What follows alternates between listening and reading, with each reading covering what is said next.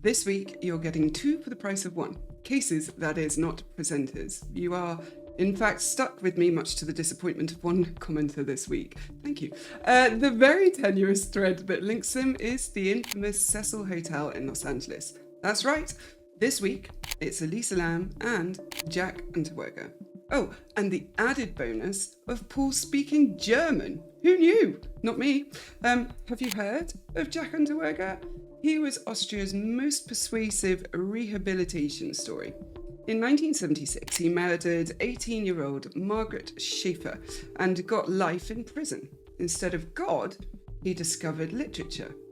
Maybe he thought he was God from lit. Anyway, he did poems, plays, he wrote an autobiography. He became the only man, I think, to treat a life sentence like a networking event. The critics swooned, powerful figures and campaigners lined up to say he was reformed. And in 1990, he walked out to applause that sounded a lot like what could possibly go wrong. And in a shocking coincidence, sex workers started turning up strangled in Austria, and Prague saw similar murders. In 1991, however, an Austrian magazine sent him to Los Angeles to stay at the Cecil Hotel to report on street prostitution, and that is what he did. Imagine, however, asking a fox to write a column on chicken security and then wondering why the coops keep getting raided.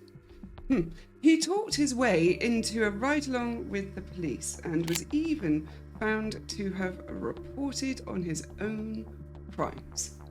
Gross. But back in Austria, things started heating up a bit, so he fled and he made his way to the United States, where he was arrested in Miami in 1992 and extradited back to Austria.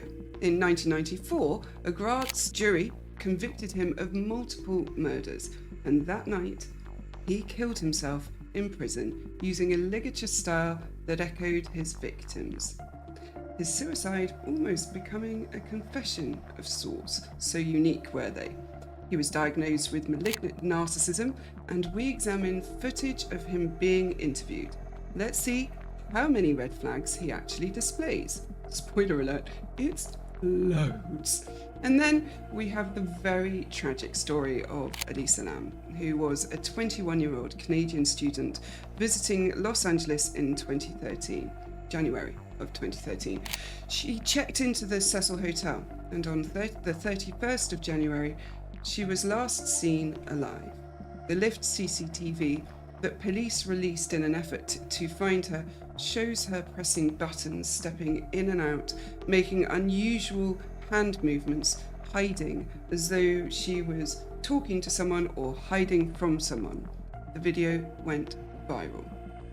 On the 19th of February, after guests at the hotel complained of the tap water tasting funny, a maintenance worker found her body in a rooftop water tank.